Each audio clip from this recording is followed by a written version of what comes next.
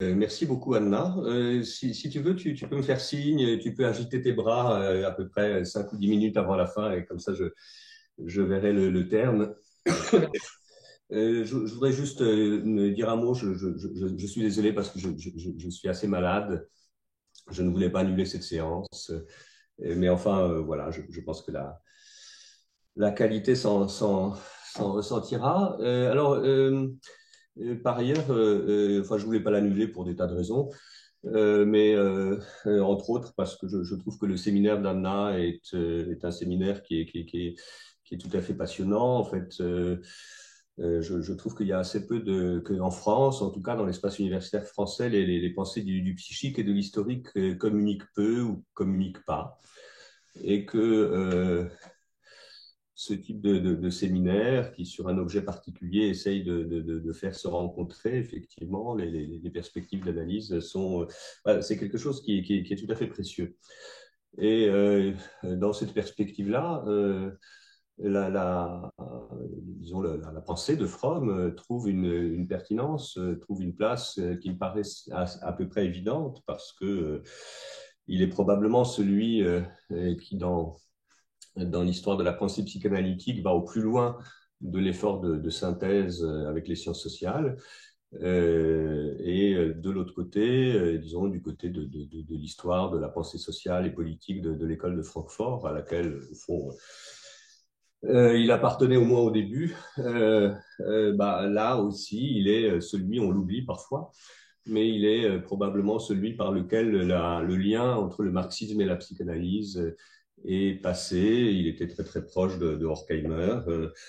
Pendant longtemps, les voies se divergent à partir des années 40 ou de la fin des années 30 déjà. Mais enfin, le rôle de Fromm est tout à fait important.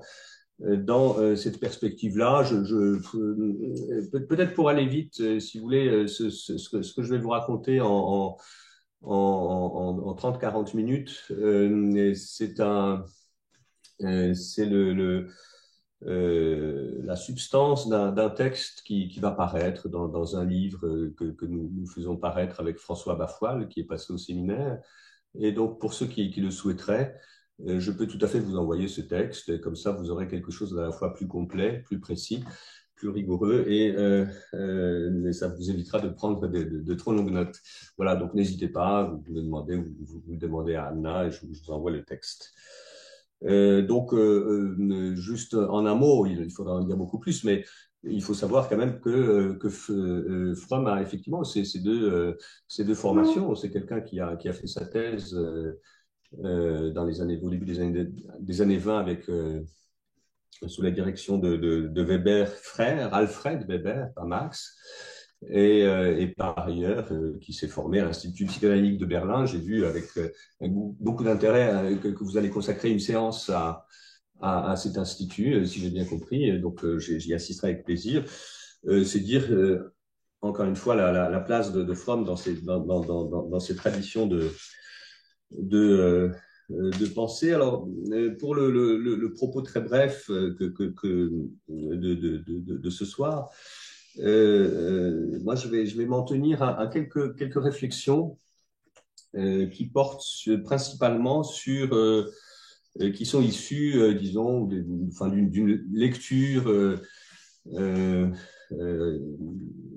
sélective d'un livre qui, à mon sens, est un livre important, peut-être un des plus importants d'Eric Fromm, qui s'appelle Escape from Freedom. C'est un livre de 1941. C'est un livre qui a compté dans l'histoire, disons, des grands textes du XXe siècle, des grandes analyses du totalitarisme, d'une part, et, euh, euh, d'autre part, c'est aussi un texte à partir duquel Fromm a développé ses propres perspectives. Et c'est ce que j'essaierai de vous montrer de manière un tout petit peu plus insistante dans la troisième partie. Alors, donc, le point, le centre de gravité de mon propos, c'est donc ce livre, Escape from Freedom, qui a été traduit d'ailleurs plusieurs fois en français, mais vous le trouvez sous le titre La peur de la liberté.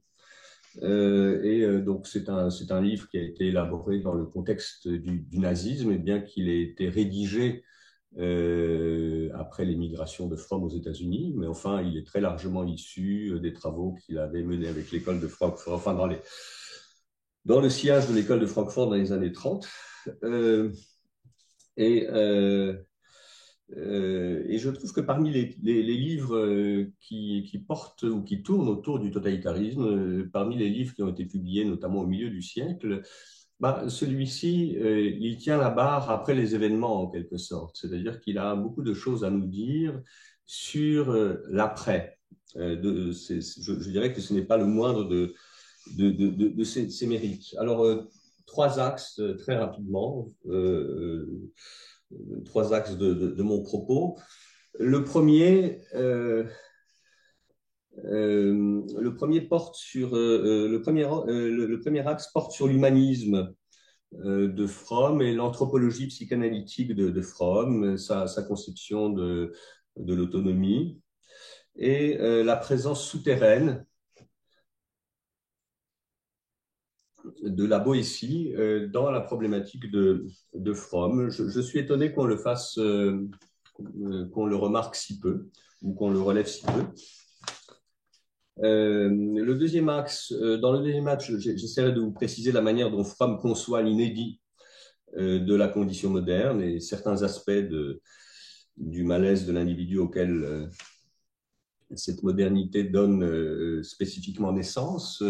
Alors pourquoi cette partie? Parce qu'il me semble que parmi les enjeux du travail de Fromm, et ça c'est quelque chose qui peut peut-être intéresser votre séminaire, il y a un problème qui s'énonce très simplement, c'est que l'on rencontre, je crois, tout le temps, en fait, en réalité, dans la recherche, dans nos travaux, dans toutes les questions qu'on peut se poser. C'est l'articulation problématique de l'immuable et du variable. Vous verrez, c'est quelque chose qui, sur ce plan-là, distingue précisément l'approche de Fromm de la tradition psychanalytique freudienne. Et puis, parmi ces malaises ou ces difficultés auxquelles la modernité donne naissance, il y a évidemment, en quelque sorte, comme en réponse à ces malaises, ce que j'appellerais les fanatismes modernes, entre guillemets, éventuellement, si j'ai le temps, peut-être pas dans ce que je dirais, mais dans la discussion, je pourrais m'en expliquer. Il me semble que ici, Fromm nous apporte des choses tout à fait intéressantes. Et puis, sur le troisième, le troisième versant, le troisième axe, ben, on verra de quelle façon euh, Fromm nous apporte une réponse vraiment très intéressante. Euh, En quoi, enfin, il nous éclaire sur ce qu'il appelle les mécanismes de fuite, euh, euh, qui ouvrent à son tour sur la destructivité, sur le concept de nécrophilie, qui est un concept par lequel, vous le verrez, si, j'espère que j'aurai le temps d'en parler, mais vous le verrez, c'est un concept par lequel Fromm prend probablement ses distances à l'égard de la tradition psychanalytique classique, disons, freudienne classique. C'est peut-être ce qui lui a été le moins pardonné, disons, dans la tradition de la psychanalyse, c'est effectivement qu'il ait sacrifié la notion que d'aucuns considèrent comme la plus révolutionnaire de Freud, à savoir la pulsion de mort. Voilà. Alors, très rapidement, le premier point, c'est la présence de l'hypothèse de la Boétie dans le livre de Fromm, vous voyez, Escape from Freedom. Euh, il me semble que enfin, sous réserve évidemment d'un inventaire plus systématique, moi je n'ai jamais vu de citation de la Boétie chez Fromm. C'est pas très étonnant, si vous voulez. Aujourd'hui, on a des traductions du discours de la servitude volontaire en kabyle, en arabe classique, en ukrainien. etc., etc. C'était pas vraiment le cas avant la guerre. Il est assez rare que le texte soit cité. Il n'en reste pas moins que le texte soit présent ou pas, que, le texte de la Boétie, le texte de Fromm et le texte de la Boétie partagent, à mon sens, une même énigme qui tient dans le langage de Fromm à l'attrait pour le fascisme, tout simplement. Comment expliquer l'attrait pour le fascisme? Vous voyez quelque chose qui est positif, qui n'est pas simplement l'effet d'une contrainte, l'attrait pour le fascisme, là où la Boétie se donnait pour tâche de comprendre pourquoi 1 million d'hommes, loin d'être contraints par une plus grande force, semblent comme enchantés et charmés, je cite la Boétie, par le nom seul d'un. Et ça me paraît très intéressant. Enfin, il faut s'y arrêter, je pense, au sens où il y a, vous voyez, quelque chose comme un déplacement comme ça du regard, un déplacement inaugural du regard sur la domination, qui conduit Fromm à porter le questionnement sur le fait que des millions d'Allemands, je cite, aient renoncé à la liberté avec le même empressement que leur père avait lutté pour elle, qu'au lieu de vouloir la liberté, ils cherchaient les moyens d'y échapper. Bon. Et donc, vous avez en quelque sorte un même soupçon terrible qui travaille les deux textes. Est-ce que, plus fort que la liberté, il n'y aurait pas quelque chose, disons, qui serait comme un bénéfice ou un gain de servitude?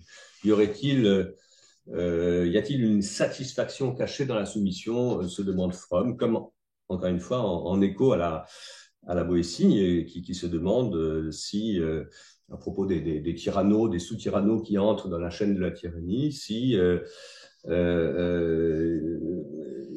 ils n'ont pas, par hasard, si on ne peut pas dire qu'ils n'ont pas tant perdu leur liberté que gagné leur servitude. Vous voyez, il n'y aurait pas seulement une perte, mais un gain. La question est assez simple, en fait, à poser de cette façon-là, mais dès lors qu'on la pose de cette manière-là, ça ouvre tout de même des perspectives. Bon. Et alors, la question, c'est évidemment de quelle façon est-ce qu'on peut concevoir ces logiques, ces dynamiques, ces mécanismes, etc., etc., etc. Je précise, et c'est le point commun des deux textes aussi, c'est que on peut se demander si qu'il s'agisse de la Boétie ou de Fromm, si l'attrait du fascisme pour Fromm, l'attrait de la tyrannie ou de la servitude pour la Boétie, s'ils trahissent quelque chose de constitutif, disons, dans la nature, vous voyez, quelque chose qui serait propre à la nature humaine. Bon. Ce que certains travaux, notamment de psychologie sociale au XXe siècle, suggèrent sans difficulté. On trouve même cette idée assez étonnamment chez Arendt, mais précisément aussi suggestif que puissent être ces questions ou ces hypothèses. Bah, ni la Boétie ni Fromm ne disent que cet attrait relève de la nature humaine. Ils disent exactement le contraire, à vrai dire. Et ça aussi, il faut le souligner. Selon la Boétie, la servitude ne fait que dénaturer l'homme. Bon, il est clairement question d'une dénaturation.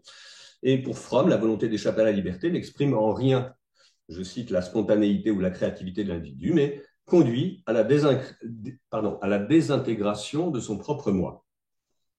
Bon. Alors, peut-être que je pourrais dire un mot ici sur quelque chose qu'il faudrait préciser à cet endroit et qui est la conception de la liberté de Fromm, qui est en même temps une conception qui est, je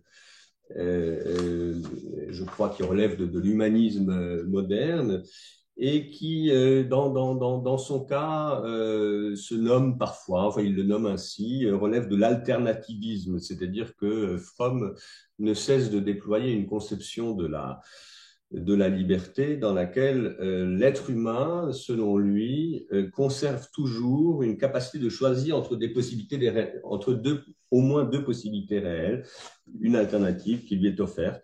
Autrement dit, c'est une conception de la liberté qui n'est ni totale ni absolue, mais en quelque sorte irréductible. C'est une liberté située. Au fond, ça pourrait rapprocher Fromm de la philosophie d'un Jaspers ou quelque chose comme ça. Fromm remonte jusqu'à la Bible, d'ailleurs, jusqu'à la Bible hébraïque pour penser cette conception. Mais j'insiste un tout petit peu sur ce point parce que j'étais très, très frappé, enfin assez intrigué parce que je ne comprends pas l'affirmation. J'étais intrigué par l'affirmation d'Elisabeth Roudinesco dans son dictionnaire de la psychanalyse, dans lequel elle estime que Fromm conteste radicalement l'universalisme freudien et la philosophie des Lumières au nom d'un relativisme culturel.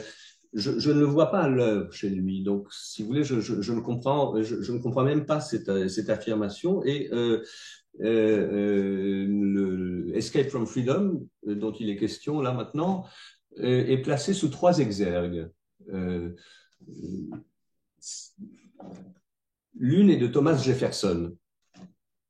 Je cite, rien n'est plus immuable que les droits inhérents inaliénables de l'homme. Je ne vois pas où est l'anti-universalisme ou la dimension anti-lumière de Fromm ici. L'autre, la deuxième exergue, est tirée du Talmud, tirée des Pirkei Avot. Si je ne suis pas pour moi, qui le sera? Si je suis seulement pour moi, qui suis-je? Et si pas maintenant, quand? Et puis, surtout, troisième exergue, elle est tout simplement issue du célèbre discours de la dignité humaine de Pic de la Mirandole, fondateur de l'humanisme moderne, dont la conception de la liberté humaine a été, comme vous savez, largement poursuivie, développée, etc., par Rousseau, Kant et d'autres. Bon.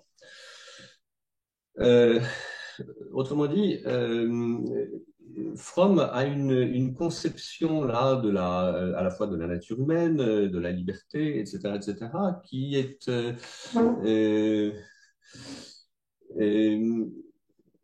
je vais un tout petit peu vite parce que je vois le temps filer.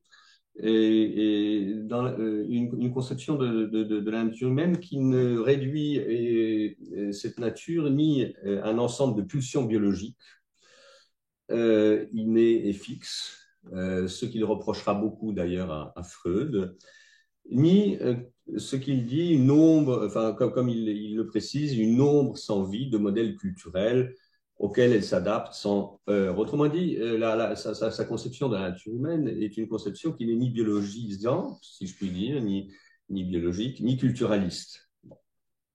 Et un peu comme encore une fois, au contraire de l'affirmation d'Elisabeth Roudinesco, comme chez les auteurs, comme chez les auteurs de type Rousseau, etc., bah, c'est une conception de la liberté qui ouvre au contraire sur l'histoire, et sur la dimension créatrice de l'histoire, etc. Je ne développe pas ce point, mais c'est quelque chose qui est tout à fait présent. Et pourquoi, encore une fois, insister sur ces points? Parce que je pense précisément que dans cette tradition de pensée, enfin, je l'institue en tradition, ça n'en est pas une, ou alors c'est une tradition un peu souterraine. En gros, de la Boétie depuis la Boétie jusqu'à Fromm, en passant par Kant et d'autres, on a une même forme de questionnement qui, en quelque sorte, dénaturalise la servitude. Mais pour que ce type de questionnement soit possible, il faut probablement partir du postulat de la liberté humaine. Je veux dire, ce n'est qu'à la condition de postuler la liberté humaine que la servitude, en quelque sorte, devient une énigme, une question sur laquelle on est conduit à s'interroger et pour l'expliciter ou pour l'éclairer, on est amené à élucider quelque chose comme disons, l'historicité d'un désir contre nature, quelque chose comme ça. Bon, voilà. Alors, on retrouve ce type d'interrogation, si vous voulez, chez d'autres auteurs, mais ce sont généralement, dans les années 30, je pense à Cassirer, je pense à Jaspers, mais précisément, ces auteurs viennent généralement d'un autre horizon de pensée. Alors, ça, c'est le premier point, si vous voulez, sur lequel je voulais mettre l'accent, pour restituer, enfin, ou pour remettre en quelque sorte l'interrogation de la Boétie sur ses pieds. Voilà. Et alors, j'en viens à un point important, me semble-t-il, dans son travail, dans Escape from Freedom, qui est la condition moderne. Alors, j'évoquais à l'instant le livre de Cassirer, enfin, la figure de Cassirer. Je pense évidemment au mythe de l'État, qui est en quelque sorte le testament intellectuel de Cassirer, son dernier livre qu'il a publié déjà en exil et qui est tout entier consacré précisément à cette énigme que représente la volonté des individus de renoncer au privilège de la liberté de penser, etc., etc., etc. Dans ce livre, Cassirer s'attache à l'analyse du terme liberté. Alors, c'est assez intéressant. Au fond, Fromm s'attaque également, évidemment, à la question de la liberté, mais il y contribue d'une manière tout à fait différente, puisqu'il entre dans cette question, dans cette interrogation, par la question de la signification psychologique du fascisme et le sens de la liberté, que ce soit dans les systèmes autoritaires ou dans la démocratie. Et à partir de là, il va devoir en quelque sorte s'intéresser aux conditions spécifiques, aux conditions particulières, aux conditions socio-historiques particulières dans lesquelles des individus initialement pensés comme libres sont tentés ou peuvent désirer échapper à la liberté. Alors, c'est à cela qu'est consacré pour une grande part Escape from Freedom, et pour penser ce qu'il va développer ensuite sous le terme des mécanismes de fuite, qui ont d'ailleurs frappé d'autres contemporains du nazisme. Fromm prend appui sur une très vaste généalogie de la détraditionnalisation, de l'avènement de l'individualisme moderne. Et ce qui est intéressant par rapport à la pensée freudienne, peut-être, c'est que là où Freud, examinant l'actualité de la violence, va directement à l'identification de traits constants, en quelque sorte, vous voyez, immuables de la nature humaine, en prenant appui en quelque sorte sur le jugement déterminant, au sens kantien, ou sur des propositions universalisantes. Fromm, lui, il fait exactement l'inverse. Il part de la situation singulière de la modernité et il essaye de comprendre ce qui, dans cette situation singulière, qui est à la fois porteuse d'émancipation et d'aliénation nouvelle, produit éventuellement des mécanismes, un désir de fuite. Et donc, pour cerner l'inédit de cette situation, j'insiste. Alors, vous me direz peut-être que c'est un faux problème, peut-être que c'est oiseux, je ne sais pas. Moi, il me semble que ce n'est pas oiseux, en l'occurrence. C'est que, précisément, on n'a jamais, me semble-t-il, dans les lectures psychanalytiques de l'expérience historique, on a rarement, en tout cas, une prise en compte sérieuse de l'inédit de la modernité. Bon. Il me semble qu'on trouve ça chez Fromm et que c'est tout à fait intéressant.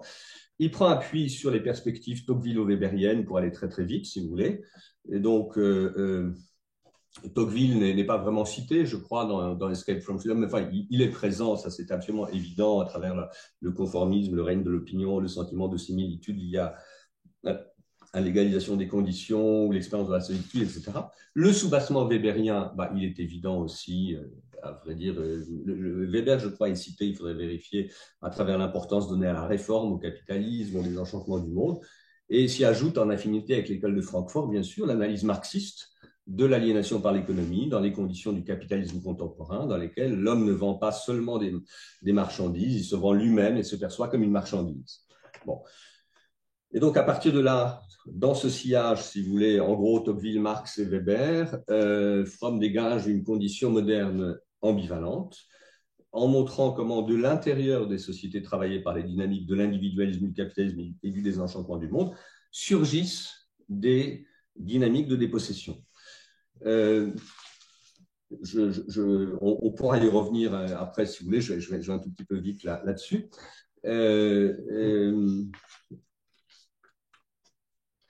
Je regarde, je regarde le temps. Et c'est combien il me reste de temps, Anna? Paul, tu sais, tu peux prendre un tout petit peu de temps aussi. T'as encore, tu peux finir tout de suite, tu peux finir dans une demi-heure, tout est possible. Voilà. Non, mais alors je vais prendre encore. Si, c'est possible de prendre encore un quart d'heure pour. Un quart d'heure, c'est super, très bien. Mhm. D'accord. Euh, euh, alors, euh, je vais peut-être, avant d'introduire le troisième point sur les mécanismes de fuite et la destructivité, je vais peut-être préciser un point qui est, bon, en quelque sorte, un point. Euh, oh non, je laisse pour la discussion. C'est un point polémique, mais je laisse pour la discussion. Bon, bref. Alors, euh, je vais essayer d'énoncer rapidement donc ce que je l'avais prévu de vous énoncer comme troisième point de la présentation sur Fromm, à savoir euh, son apport spécifique, me semble-t-il, qui singularise sa trajectoire intellectuelle à l'intérieur de la pensée psychanalytique. Et donc, parmi les apports essentiels à ce niveau-là de Fromm à l'analyse des pathologies politiques et sociales du XXe siècle, il y a ce que Fromm appelle les mécanismes de fuite. Et en tant que tel, je trouve ça extraordinairement intéressant, c'est-à-dire que d'emblée, il attire notre attention, et ça me semble très précieux, sur le rôle des dynamiques escapistes au XXe siècle. Bon. Euh, ce n'est pas seulement, si vous voulez, que sa caractérisation de l'inédit de la modernité en termes emprunte à la trame weberienne, à la trame weberienne, c'est que la peur de la liberté développe une réflexion qui est, me semble-t-il, en affinité extrêmement forte avec l'une des intuitions, peut-être les plus intéressantes de Weber, pour la mise en intelligibilité des nouvelles formes du fanatisme. Et euh, cela devrait au moins justifier le titre de cet exposé. Si vous voulez, Weber, vous le savez bien, a été frappé notamment par le saut dans la foi de Lukács. Et il avait également sa conférence sur le savant en porte la trace explicite. Il avait également senti chez ses étudiants, chez les étudiants auxquels il s'adressait dans cette conférence, le désir d'échapper aux tourments, à ce qu'il appelle les tourments de l'homme moderne. Et ces tourments de l'homme moderne, ou ce désir d'y échapper, se traduisait notamment par l'attente d'un sauveur. Ça, ce sont vraiment les termes de Weber. Et donc, si vous voulez, le désenchantement du monde, c'est aussi bien, évidemment, le privilège de la réflexivité que la perte des absolus. Et les nouveaux fanatismes idéologiques que Max Weber pressent ici, et les étudiants auxquels il s'adresse ils auront une trentaine d'années au moment de l'arrivée d'Hitler au pouvoir, euh, ces nouveaux fanatismes idéologiques ne sont pas déchiffrables selon le paradigme voltairien du XVIIIe siècle, seulement, selon le paradigme du XVIIIe siècle, il n'y voyait que antonyme des Lumières. Autrement dit, qu'il s'agisse de ces adeptes nazis ou staliniens, ces gens ne sont pas immergés, ne sortent pas directement du monde enchanté de la tradition, du monde ethnocentrique, d'une tradition close, à laquelle, vous voyez, il serait tentant ou il suffirait d'opposer esprit d'examen ou de doute. Et à lire Weber, déjà, pardon, à lire Weber, on comprend que ces fanatismes qui s'esquissent et dont, encore une fois, Weber a l'intuition, ils ne sont pas ce ne sont pas de simples persistances, et il ne s'agit pas simplement d'atavisme, de barbarie ancienne, mais quelque chose qui est nouveau, qui a une dimension nouvelle et qui sont peut-être, et là je m'avance sur la voie de Fromm, peut-être les produits escapistes de la révolution anthropologique de la modernité, à savoir la conscience historique et son fardeau. Et quand on prolonge simplement, là, et je viens à Fromm tout de suite, quand on prolonge l'intuition weberienne, ben, on en vient à se demander si aux trois passions fondamentales qui, selon les classiques, étaient capables de mettre les peuples et les gouvernants en mouvement, donc c'est sécurité, profit, réputation ou reconnaissance, ben, il ne faudrait pas ajouter au moins un enjeu, je ne sais pas si c'est une passion, mais un enjeu crucial nouveau, qui est celui d'échapper au non-sens du monde et à sa propre insignifiance. Parce que, si vous voulez, les grandioses mythologies politiques du XXe siècle euh, ont au moins ça en commun, c'est d'apporter des espèces de retotalisation du monde qui ont pu paraître, au moins pendant un temps, convaincantes. Bon. Alors, Fromm semble partager, il me semble qu'il semble partager ces perspectives au point de départ. Et beaucoup il y a pas mal de pages qui semblent aller exactement dans le sens de Max Weber. Il insiste peut-être plus que Max Weber sur la dimension euh, capitaliste, disons, sur le sentiment d'insignifiance personnelle et d'impuissance produit par le capitalisme. Et ce que je trouve intéressant, c'est qu'à partir de là, et pour éclairer les conditions de possibilité du nazisme, en l'occurrence le livre est consacré principalement au nazisme, il apporte, comment dire, il se livre à l'effort subtil de synthèse de deux types de compréhension. D'un côté, il outrepasse les bornes de l'épistémologie weberienne et il apporte en quelque sorte un approfondissement freudien à la compréhension sociologique, puisqu'il considère que le lien social se répercute dans le psychisme.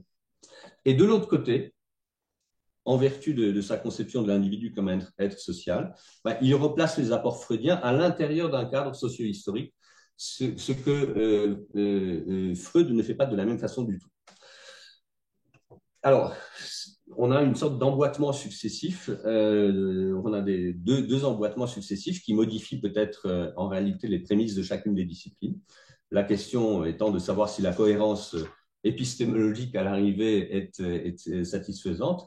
Mais en tout cas, ce qu'il appelle les mécanismes de fuite, pour lui, apparaissent comme le résultat de l'insécurité de l'individu isolé, et ils sont en quelque sorte une réponse à une situation socio-historique inédite, combinaison des effets Weber, des enchantements du monde, Marx, aliénation, capitalisme, etc., et Tocqueville, individualisme. Bon. Alors, parmi les mécanismes de fuite, et maintenant j'entre un tout petit peu dans le détail, Fromm s'arrête sur la destructivité. Il s'arrête sur la destructivité, pardon, à laquelle il a consacré son dernier grand ouvrage. Et je pense que la plupart des textes de Fromm sont traduits maintenant en français. et à son tour, l'analyse de la destructivité de ses sources le conduit vers la critique de la notion de pulsion de mort. Et donc là, il s'éloigne progressivement à cette occasion-là, et donc à travers un travail qui a été amorcé dans Escape from Freedom et poursuivi ensuite dans d'autres textes, notamment vous trouvez des choses qui poursuivent la perspective dans le recueil d'articles Le cœur de l'homme, etc., etc.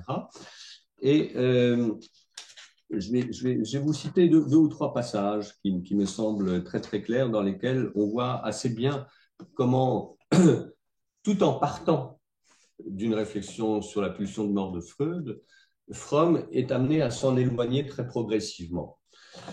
L'hypothèse de l'instinct de mort, écrit Fromm, dans Escape from Freedom, l'hypothèse de l'instinct de mort est satisfaisante dans la mesure où elle prend la pleine mesure des tendances destructrices négligées dans les premières théories de Freud. Mais elle ne l'est pas dans la mesure où il a recours à une explication biologique qui ne prend pas suffisamment en compte le fait que la quantité de tendances destructrices varie énormément selon les individus et les groupes sociaux. Ça dit quelque chose de la lecture que Fromm fait du texte de Freud, qui est probablement contesté par certains lecteurs de Freud. Si, je poursuis, si les hypothèses de Freud étaient correctes, nous devrions considérer que la mesure de la destructivité dirigée contre les autres ou contre soi-même est plus ou moins constante. Or, nous observons le contraire. Non seulement le poids de la destructivité varie énormément selon les individus dans notre culture, mais il est aussi inégal parmi les différents groupes sociaux. Autrement dit, Fromm n'accepte pas progressivement, il refuse l'idée qu'il y aurait une tendance fondamentale de tout être humain à retourner à l'état anorganique, qui est une des manières de concevoir la pulsion de mort, d'après Laplanche et Pontalis. Ils ne rompt pas complètement, en revanche, avec l'idée d'une intrication entre Eros et Thanatos. Sauf que il ne considère pas que pulsion de vie et pulsion de destruction sont des facteurs indépendants l'un de l'autre. Ils sont, d'après Fromm, dans une interdépendance inversée. Plus la pulsion de vie est contrariée, plus la pulsion de destruction est forte. Je répète, plus la pulsion de vie est contrariée, plus la pulsion de destruction est forte. La destructivité, écrit Fromm déjà dans Escape from Freedom, la destructivité est la conséquence d'une vie non vécue. C'est dire que très vite, si vous voulez, à partir de 41, chez Fromm, la destructivité n'apparaît plus chez lui comme une pulsion originaire, qui serait en quelque sorte au principe du désir humain. Selon une de ses formulations ultérieures, la pulsion de vie constitue une potentialité primaire, la pulsion de mort une potentialité secondaire. Vous voyez, d'après Fromm, elles ne sont pas situées sur le même plan. Et donc, à partir de là, la notion de nécrophilie que Fromm développe, alors, à partir de son expérience clinique, à partir de la lecture de Freud, et puis à partir de je ne sais pas s'il faut le préciser, mais cette notion de nécrophilie ne renvoie pas évidemment chez Fromm à une perversion sexuelle. Il emprunte le mot au philosophe Unamuno en Espagne, qui dans un discours prononcé à Salamanque au début de la guerre civile espagnole, avait entendu la devise des phalangistes, Viva la muerte, et Unamuno dit à ce moment-là, je viens d'entendre un cri nécrophile, dénué de sens, etc., vive la mort. Bon, c'est peut-être pas inintéressant de savoir où Fromm a été chercher cette notion de nécrophilie, mais en tout cas,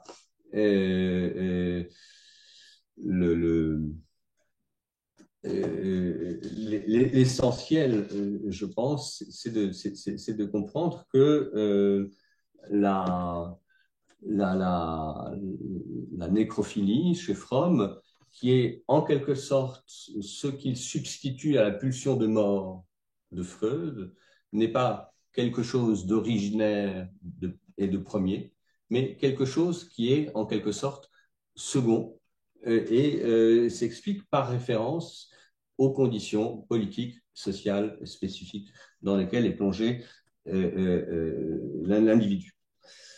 Elle est, écrit Fromm quelque part, dans le cœur de l'homme, je crois, elle est, cette nécrophilie, la seule réponse au problème de l'existence qui aille diamétralement à l'opposé de la vie. Elle est la seule réponse au problème de l'existence qui aille diamétralement à l'opposé de la vie. Elle est également la plus morbide et la plus dangereuse des attitudes que l'être humain puisse adopter vis-à-vis de la vie. Elle représente la perversion par excellence. Tout en étant lui-même une créature vivante, le nécrophile n'aime ni la vie, ni l'épanouissement, mais la mort et la destruction. Pour peu qu'il ait le courage de s'avouer à lui-même ce qu'il ressent, c'est en fait sa propre devise qu'il clame à la face du monde lorsqu'il crie « Vive la mort ». Voilà, donc pour l'essentiel, si vous voulez, là, on voit que il faudrait développer ensuite la réflexion sur un plan plus général par rapport à la théorisation, disons, des liens entre le social et le psychique chez Fromm. Mais en tout cas, là, on voit bien de quelle façon la trajectoire intellectuelle de Fromm le conduit à prendre ses distances à l'égard de l'anthropologie freudienne. Peut-être une dernière citation encore, qui est toujours issue du cœur de l'homme, encore que les choses soient relativement claires, mais ce sera encore plus clair après cette citation-là. Fromm précise que il ne s'agit pas d'un antagonisme entre deux forces biologiques innées, relativement constantes et ne cessant de lutter l'une contre l'autre jusqu'à la victoire finale de la pulsion de mort, mais d'un conflit entre la tendance dans laquelle réside l'essence même de la vie, persévérer dans son être, et son antithèse, laquelle prend sa source dans le fait que l'individu a échoué dans cette entreprise. Dans cette optique, la pulsion de mort est une orientation maligne dont l'hypertrophie rend impossible l'épanouissement de l'éros. Elle relève de la psychopathologie et non, comme le supposait Freud, des phénomènes biologiques normaux. La pulsion de vie constitue donc une potentialité primaire et la pulsion de mort une potentialité secondaire. Voilà. Je pense que on peut peut-être s'arrêter sur cette dernière citation. Vous voyez, l'essentiel étant de comprendre que Fromm fait de la nécrophilie la conséquence d'une situation socio-historique sans l'inscrire dans l'anthropologie à titre de pulsion originaire, et que donc en la dénaturalisant en quelque sorte, il préserve la chance théorique de la réduire politiquement. Merci de votre attention. Merci beaucoup, Paul. Vraiment, c'était très intéressant. Et chers tous et chères toutes, c'est le moment où vous pouvez vous poser vos questions, soit sur le chat, soit vocalement. Donc, évidemment, soyez invités à le faire. Est-ce que, cher Paul, donc avant d'avoir d'autres questions et d'autres remarques, est-ce que tu pourrais me dire dans quelle mesure tu penses que ce travail de Fromm nous aide à comprendre des fanatismes non tellement modernes, mais vraiment contemporains? Est-ce que la structure est vraiment la même? Est-ce qu'il s'agit de choses tout à fait similaires? Parce que là, cette situation d'aliénation par le capital, cette situation de la misère réelle, toutes sortes de situations décrites par Fromm, mais finalement par toute l'école de Francfort, par Hannah Arendt, par des gens qui ont pris les phénomènes du fascisme ou du nazisme au sérieux. Euh, les choses ne sont pas les mêmes, c'est-à-dire la misère absolue qui a permis la naissance du fascisme ou du nazisme ne semble pas être là. Mais peut-être mon analyse est erronée. Donc, éclaire-nous, s'il te plaît. Euh, bah, à vrai dire, je n'aurais pas parlé de Fromm si je n'avais pensé qu'il nous apportait quelque chose quand même d'assez substantiel, y compris pour le contemporain.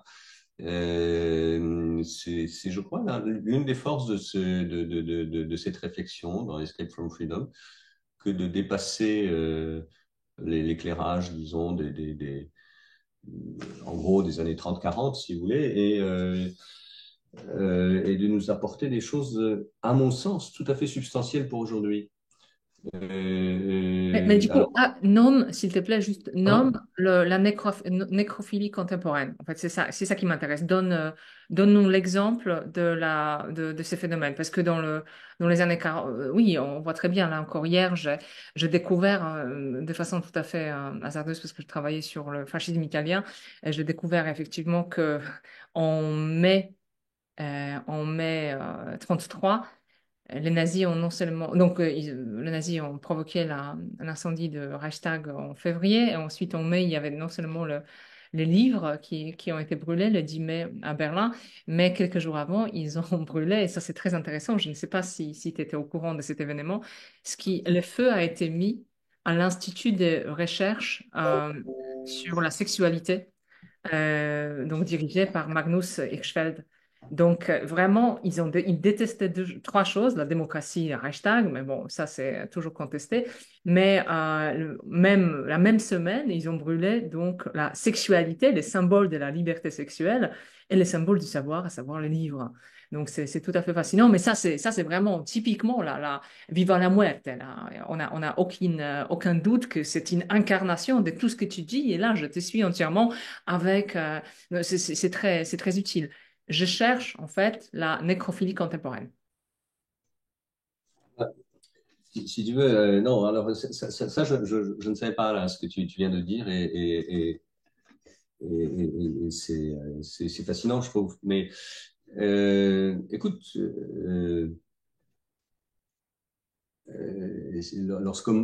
lorsque Mohamed Merah dit nous aimons la mort, vous aimez la vie, ça illustre parfaitement ce que Fromm décrit.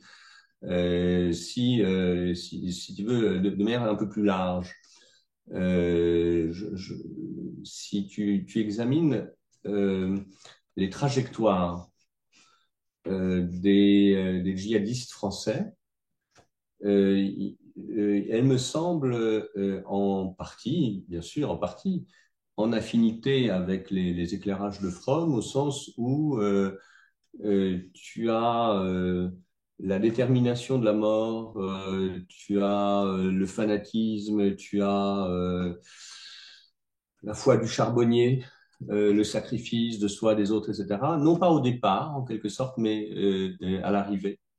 Et cette trajectoire qui mène de ce que les sociologues en France appelaient en quelque sorte la déglingue, la déstructuration, etc., etc., etc., jusqu'à ce type de perspective, il me semble que ça peut être compris pour une part. Je veux dire, aucune perspective n'éclaire totalement la réalité, mais il me semble que la perspective de Fromm peut éclairer pour une part celle-ci. En tout cas, le lien me paraît enfin, évident.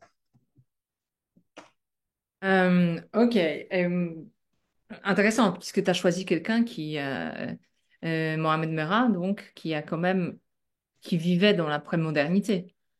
C'est pas quelqu'un qui est concerné Dans par la, l'avènement du fascisme. dans la quoi? Dans la pré?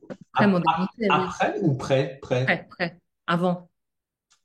Bah, la religion, tout simplement. À partir du moment où tu vis dans un monde de l'ontologie unitaire avec l'ordre qui est imposé par la religion, c'est Non, pas comme... du tout. Non, attends, Anna, pas du tout. Justement, je pense que la religion n'était pas là au début pour lui. Et justement, c'est pour ça que je prenais le cas des djihadistes français, chez lesquels, précisément, au départ, il y a plutôt quelque chose, si tu veux, que Olivier Roy avait appelé la sainte ignorance. Je veux dire, la foi est là, la croyance est là à l'arrivée. Elle n'est pas là au départ. elle est là, si tu veux, au bout du parcours, en quelque sorte, comme une trajectoire. Et,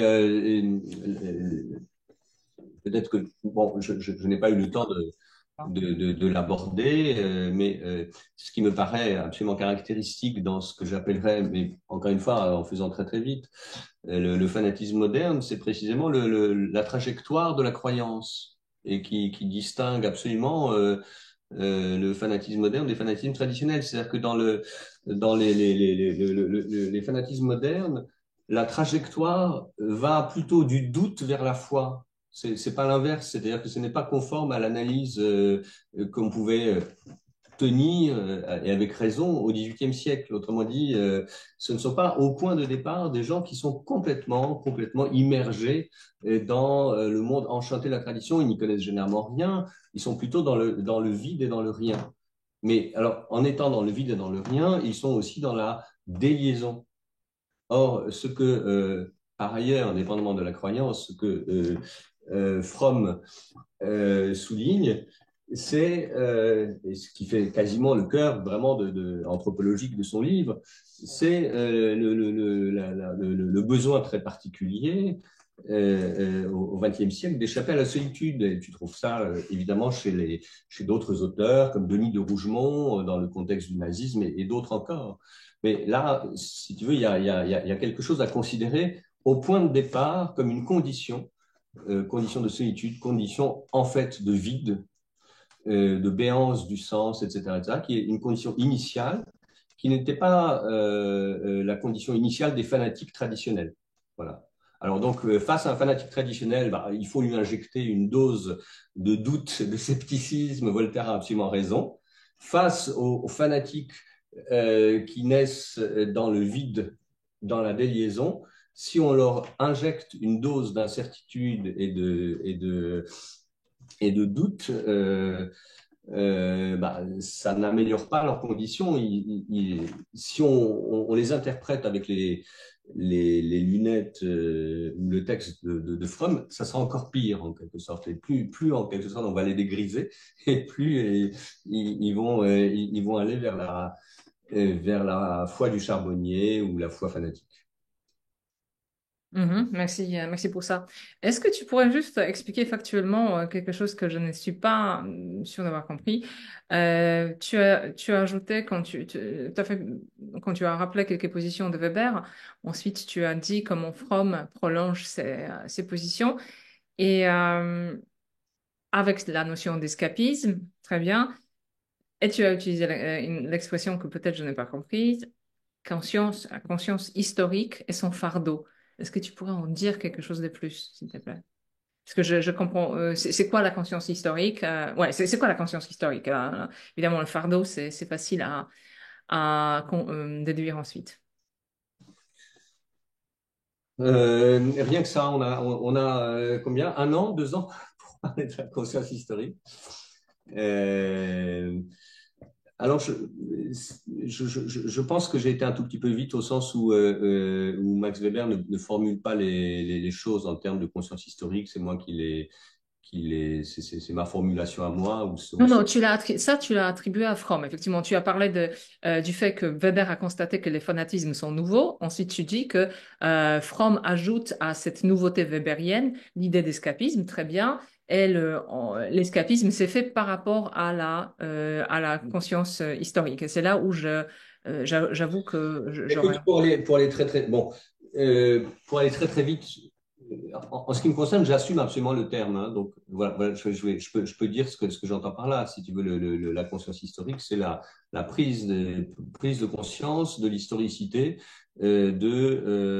de toute chose, c'est-à-dire la prise de conscience du fait que tout ce que nous pensons, tout ce que nous sentons, nos jugements, etc., sont historiques. Mais cela débouche ipso facto, sur une conscience de la relativité des valeurs qui sont les nôtres, ipso facto. C'est en ce sens-là que Gadamer dit dans son texte sur la conscience historique que la conscience historique est à la fois un privilège et un fardeau. Un privilège parce que la prise de conscience de l'historicité de nos pensées, de nos jugements, c'est une dimension supplémentaire dans la réflexivité. C'est un fardeau parce que rien n'est plus difficile que de vivre sans disposer des absolus du bien. Et donc, en ce sens-là, j'ai traduit un tout petit peu, j'ai rapproché, disons, assez rapidement le diagnostic weberien du désenchantement du monde, disons, de l'avènement de la conscience historique. Bon. Bah, là, c'est parfait. Là, c'est super clair. Merci beaucoup. Ça fait sens. Cher Thierry, c'est à vous.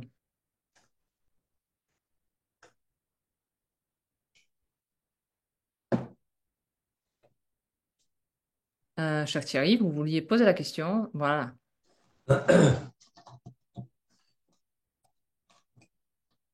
En fait, ma question, c'était comprendre en fait les différences on va dire, d'analyse de Fromm par rapport à Freud, mais aussi par rapport à Karen Horney sur les questions, sur les relations en fait entre, alors moi je vais essayer d'être clair, mais entre, on en a parlé tout à l'heure, entre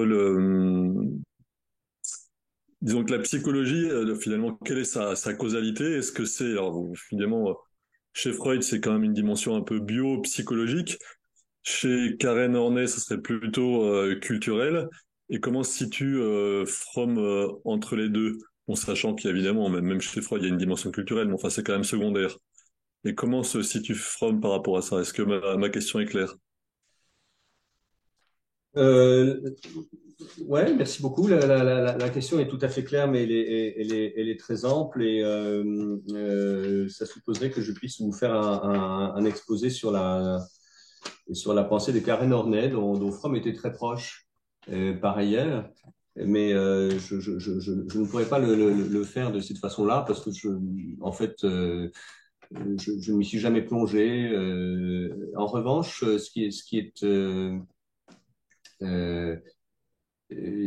est intéressant et ce qui est remarquable, c'est qu'on a souvent associé Fromm et Horney et dans on les a en quelque sorte associés et désignés sous un même label de révisionnisme ou révisionniste. Et vous le savez peut-être, j'en ai pas, j'ai pas fait référence, mais parmi les polémiques très très violentes qu'il y a eu avec qui ont existé avec Fromm ou contre Fromm, plus exactement, il y a le texte d'Adorno qui a été réédité récemment. Je ne sais pas si vous le voyez. Ouais, voilà. Donc là, vous avez une sorte de mise en accusation. Alors, le texte d'Adorno s'adresse principalement à Karen Horney, d'ailleurs plus qu'à Fromm, mais Fromm est englobé en quelque sorte dans la même critique. Et on le reproche. Bon, vous avez une critique un peu comparable dans le bouquin de. Là aussi, je peux vous le montrer dans le bouquin de Marcuse, Eros et civilisation. Il y a toute une partie qui s'en prend à la fin aux révisionnistes ou au révisionnisme, notamment celui de Fromm. Alors, je suis assez mal à l'aise pour en parler parce que principalement, il me semble que la critique d'Adorno est pour une part la critique de Marcuse, mais en grande partie la critique d'Adorno est une critique politique. C'est-à-dire que il, euh, il reproche à Karen Horney, il reproche à Fromm de cultiver des perspectives d'adaptation. En quelque sorte, Fromm ou Horney développerait des perspectives en quelque sorte collabo par rapport, disons, aux normes ou au conformisme des sociétés capitalistes, modernes, industrielles, etc., etc. Or, là où je suis vraiment très, très embêté, mais un tout petit peu comme avec la critique de Rubinesco, c'est que je ne comprends pas cette perspective véritablement. C'est-à-dire que j'ai essayé de voir. Je lis sous la plume de Fromm exactement le contraire. je veux dire, Fromm ne cesse de distinguer, lorsqu'il parle de normalité, par exemple, il ne cesse de distinguer le point de vue de la société de ses nécessités, et c'est pas son problème, du point de vue qui serait celui, disons, de l'existence individuelle, des valeurs, des normes relatives aux finalités de l'existence individuelle, etc., etc., etc. Bon. Et vous avez ça de manière absolument constante chez Fromm depuis les années 30 et vraiment jusqu'à la fin. Là, j'ai plein de citations sous les yeux, si vous voulez. Par exemple, dire d'une personne qu'elle est adaptée, c'est dire qu'elle est aussi folle que la moyenne. Écrit Fromm. En tant que socialiste et homme critique, je crois que nous vivons dans une société inhumaine, irrationnelle et folle. Fromm n'a jamais confondu sa conception de la normalité avec le conformisme à la norme d'une société à l'instant T. Bon, alors là, vous voyez, je vous réponds vraiment par un tout petit bout, en quelque sorte. Je ne tire qu'un petit fil de votre intervention. Mais pour le reste, je pense qu'il faudrait de toute façon distinguer les pensées de Fromm et de Horney. Et ensuite, s'agissant de Fromm, montrer de quelle façon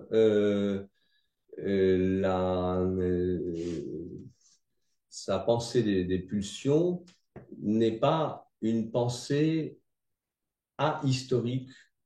Il n'a pas une conception immuable des pulsions humaines comme ce qu'on peut trouver chez Freud.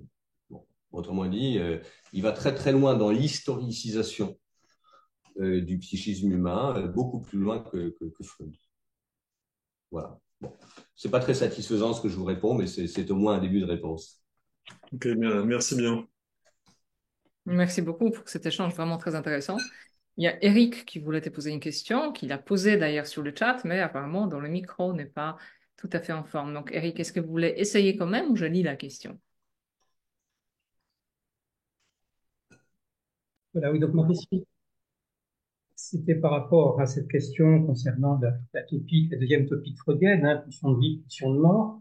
Alors, effectivement, Freud en fait quelque chose qui n'est pas un processus historique, bien que historiquement, il aborde cette notion quand même suite au traumatisme de la Première Guerre mondiale et au traumatisme qu'il a vécu lui sur le plan intrafamilial. Mais euh, dans un certain nombre d'épisodes psychopathologiques comme la mélancolie, on va avoir temporairement une déliaison des pulsions de vie, pulsions de mort sur le plan de l'individu. Est-ce qu'on ne peut pas raisonner non plus sur un plan collectif et social, sur des périodes qui seraient des périodes de déliaison de ces deux pulsions, aboutissant à ce que vous indiquiez tout à l'heure, c'est-à-dire des tentatives d'échappement à la liberté, c'est quelque chose qui ramène finalement à la prévalence de la pulsion de mort.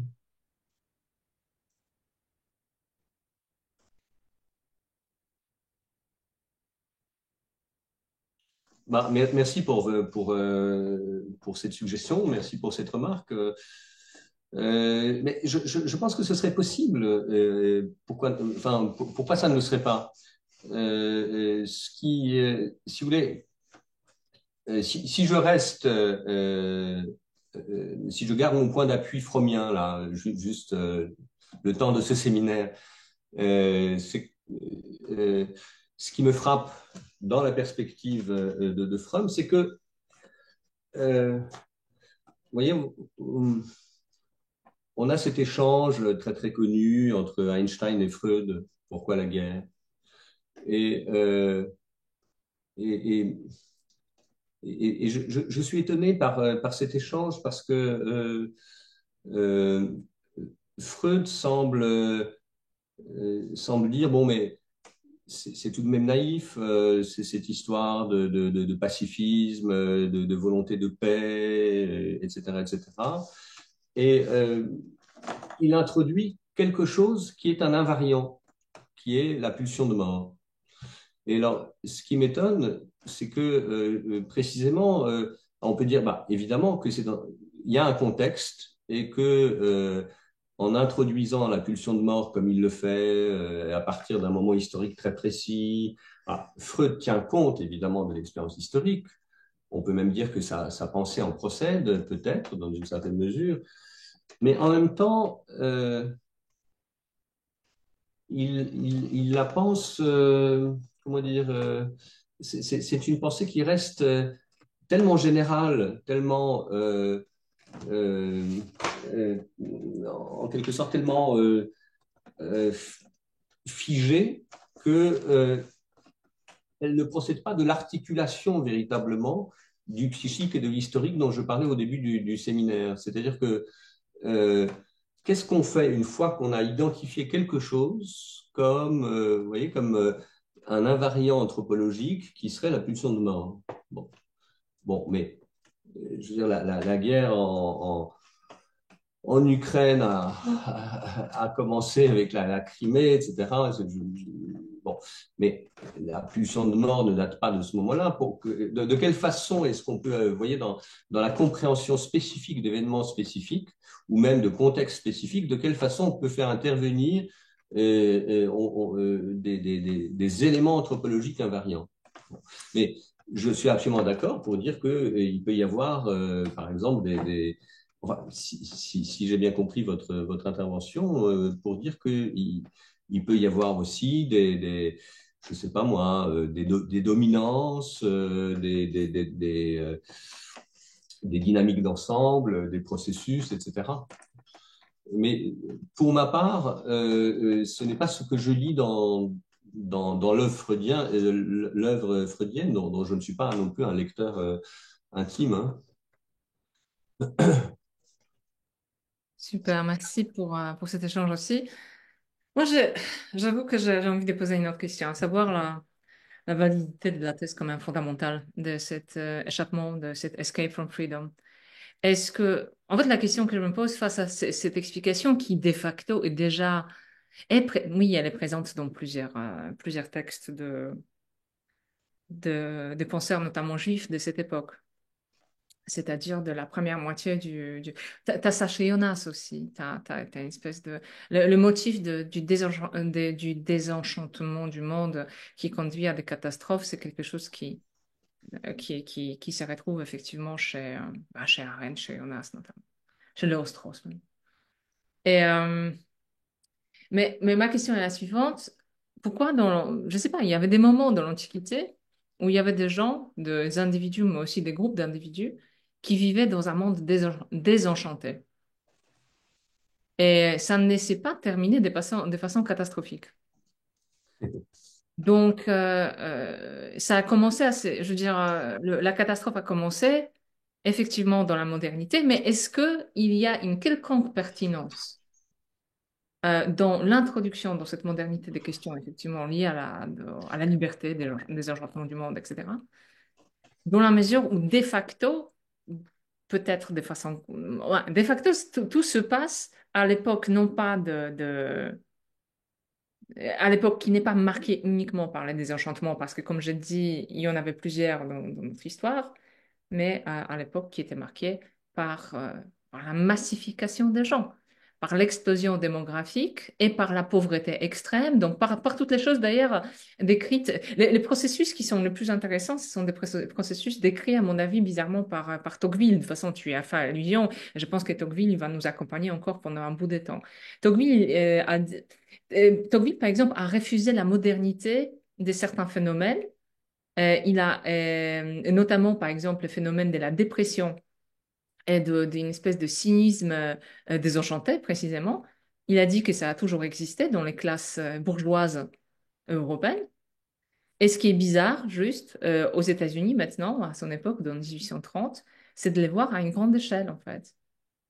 Donc, voilà, la dépression que nous connaissions dans la bourgeoisie française, on la voit ici à une très grande échelle. Donc, il y a quelque chose qui... Et Tocqueville, évidemment, en bon sociologue, il insistait quand même non pas sur des processus profonds de modification existentielle et cosmologique, etc., mais sur des processus réels liés à des rapports de pouvoir, à la distribution de l'argent et à des choses comme ça. Donc, en gros, je te fais une critique primitive marxiste des interprétations freudo-marxistes. C'est ça. Et je voudrais savoir ce que tu en penses. Mais effectivement, non, mon argument n'est pas marxiste même. Mon argument est fondamentalement c'est lui que on a eu des épisodes du désenchantement du monde dans l'histoire. Et ils n'ont pas conduit au nihilisme du tout. Ils n'ont pas conduit à la pulsion tu vois, à la pulsion de la mort du tout. Et tu vas me dire, oui, mais c'est là où la pulsion de la mort est comprise par Fromm comme une pathologie parce que, mais c'est pas une explication complète, je trouve, si.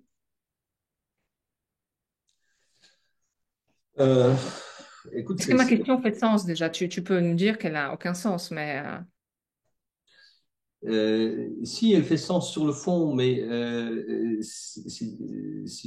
comment dire, je me sens obligé de préciser certains des termes parce que euh, quand tu dis le désenchantement du monde a déjà eu lieu, bon, enfin, enfin oui et non, c'est-à-dire que pas au sens weberien. Je veux dire, il y a bien quelque chose, c'est d'accord. au sens weberien comme une trajectoire qui est inédite, qui singularise la modernité et qui est un processus long, ça je suis d'accord, mais et qui néanmoins, tu vois, se développe à travers, à travers certaines étapes. Oui. Juste, tu vois, Anaxagore, non, je sais plus, Anaximandre, pardon, le philosophe du chaos, il dit que c'est le chaos, quoi, tu vois, il n'était pas le seul à le dire. Héraclite, avec son truc, bon, Héraclite, c'est ambigu, mais l'Antiquité connaissait, et de toute façon, n'importe quel épicure, n'importe quel matérialiste de l'Antiquité, ils étaient légion. Évidemment, Platon a gagné à la fin, je suis d'accord. Mais les matérialistes de l'Antiquité, ou les gens qui prônaient le chaos comme le fait fondamental de l'univers, ils étaient légion. Et Écoute, je vois très très bien ce que tu veux dire, mais là, si tu veux, c'est des catégories méta, si tu veux, qu'on introduit au départ, qui sont comme un cadre de pensée que, tu veux bousculer, tu en as bien le droit, mais disons que, bien sûr que tu peux tout trouver dans l'Antiquité, mais bon, c'est pour moi, si tu veux, à partir du moment où on peut se référer à quelque chose comme un cosmos, bah, ça définit quand même une situation particulière, même s'il y a des tas d'auteurs ou de consciences qui échappent. Mais après tout, au Moyen Âge, c'était le cas. Je veux dire, à l'âge théologique, tu as aussi des gens qui sont saisis par le doute et voire des formes d'athéisme, etc., etc. Bon, si tu veux, je ne sais pas très bien sur quel plan on peut avancer là dans la discussion parce que moi, je ne veux pas introduire ces catégories de manière trop dogmatique. Disons que j'en ai besoin à un certain moment pour commencer à penser et j'ai besoin de la notion de désenchantement du monde, de la conscience historique, etc., pour ensuite effectivement présenter les thèses de Fromm et d'autres. Mais ce n'est pas non plus une description purement réaliste du monde. Il n'y a pas que ça. Euh, bon, c'est pas très satisfaisant. C'est pas très satisfaisant ce que je te réponds là, je pense. Mais voilà, c'est un cadre de pensée qui est le mien là ici, en l'occurrence, très très historiciste, effectivement. Donc, bon, je considère que ce qui est intéressant en quelque sorte, c'est de penser quelque chose qui est inédit dans la situation qui s'ouvre effectivement à un moment donné de la modernité, de la trajectoire occidentale qui est pensée, alors avec Tocqueville et avec Weber, comme quelque chose qui est inédit. Voilà. Bon. qu'est-ce qui est inédit chez Tocqueville? Il ne forme pas ça de la même manière que... Quelle est la part de l'inédit qui apparaît chez Tocqueville? Ah bah si, parce que chez Tocqueville, ce qui est inédit, c'est évidemment l'égalisation des conditions, qui est un mouvement qui est ancien, mais le passage d'une société aristocratique à une société démocratique, bah, ça c'est quand même inédit. Et par exemple, quand il distingue ensuite, tu te souviens dans son chapitre sur l'individualisme, quand il distingue l'individualisme de l'égoïsme en disant bah, l'égoïsme en fait c'est un machin qui est aussi vieux que le monde, c'est un vice, etc., etc. L'individualisme c'est quelque chose qui est nouveau et qui est la manière dont les individus dans les sociétés égalitaires se mettent à l'écart, vivent à l'écart, se mettent à l'écart de la des affaires publiques, etc., se retirent.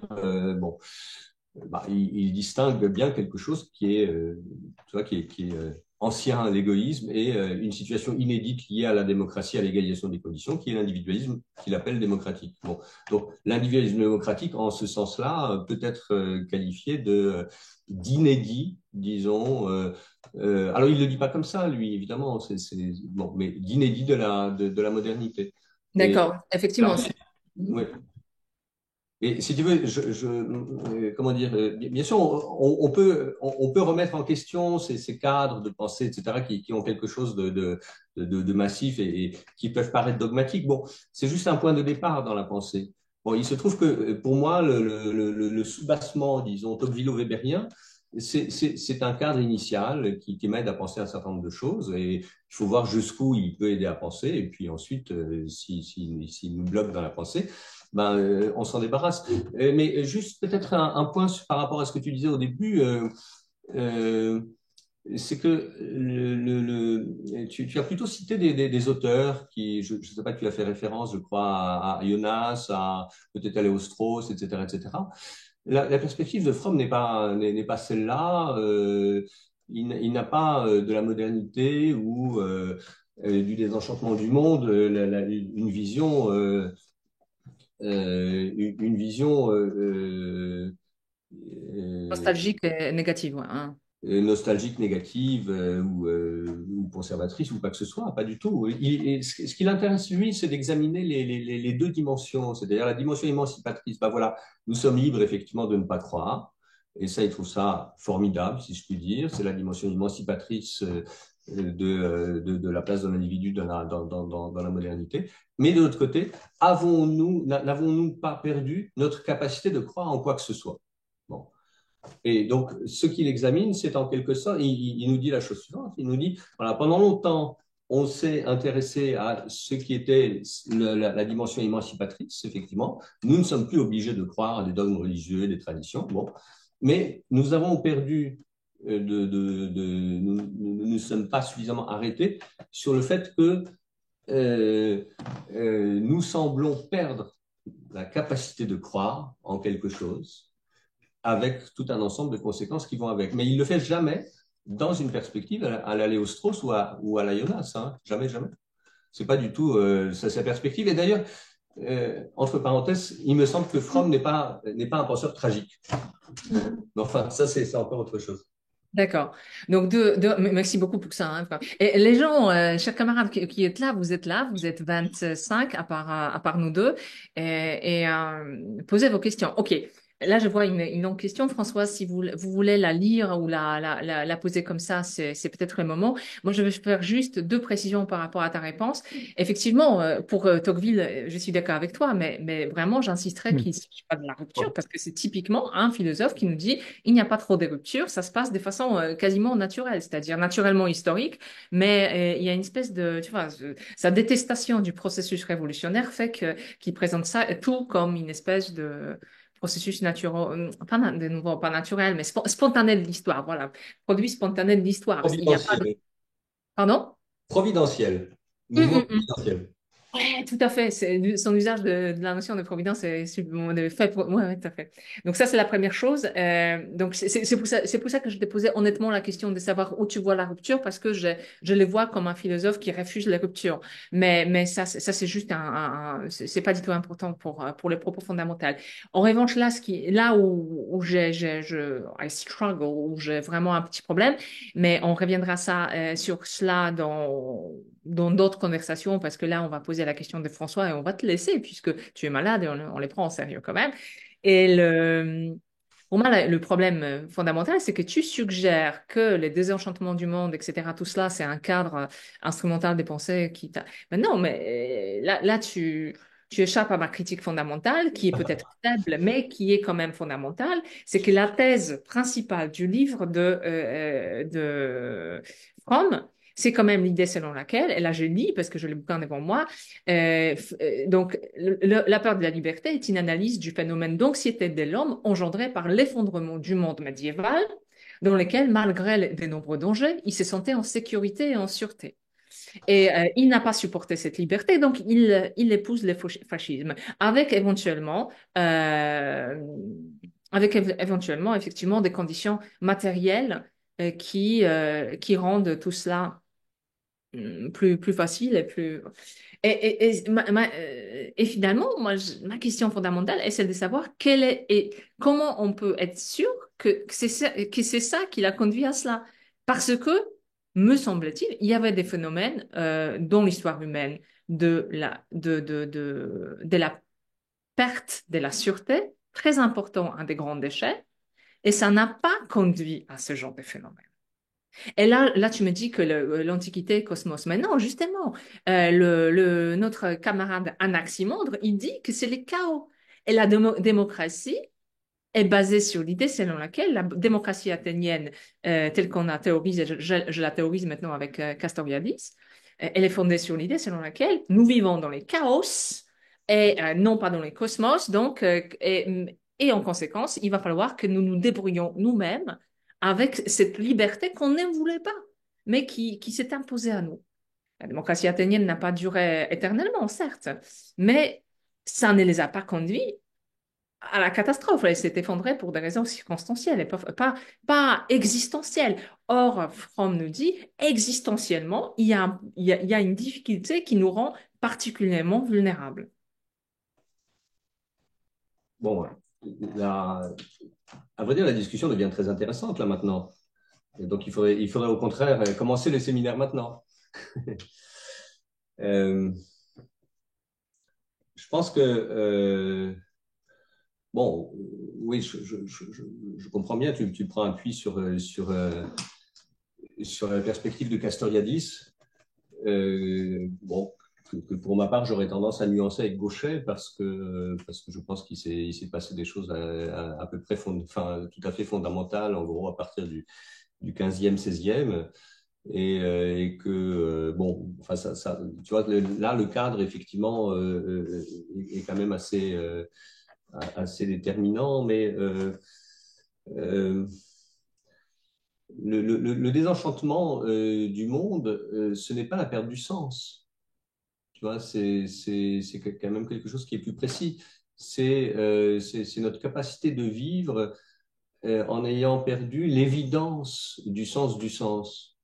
Je veux dire, je crois qu'il ne faut pas aller. Enfin, je ne sais pas si c'est le cas ici, hein, mais faut pas aller trop vite sur cette notion de désenchantement du monde. On a l'impression que les gens vivent dans le vide absolu, qui ne croient à rien et qu'ils sont totalement déboussolés en permanence. Mais tout de même, une telle description ne correspond à rien. C'est-à-dire que ça pourrait correspondre à des sociétés complètement déprimées dans lesquelles les individus, tellement ils sont déprimés qu'ils ne savent pas du tout pourquoi ils se lèvent le matin, ni pourquoi ils commencent leur journée, etc., etc. C'est pas une bonne description des sociétés modernes ou contemporaines. Le désenchantement du monde, c'est quand même quelque chose de plus fin, disons. Et en revanche, là où ça touche à une question qui me semble très intéressante dans l'apport de Fromm, c'est que si on part du fait que le désenchantement du monde est la perte du sens, ou de l'évidence du sens ultime, d'un côté, et de l'autre côté, effectivement, on constate que les gens ne vivent pas hors du sens. Alors, qu'est-ce qui se passe? Ça veut dire que le sens dans lequel nous vivons et sans lequel nous ne pourrions pas vivre, sinon on aurait envie de nous suicider tout le temps, on n'aurait même pas l'énergie de vivre.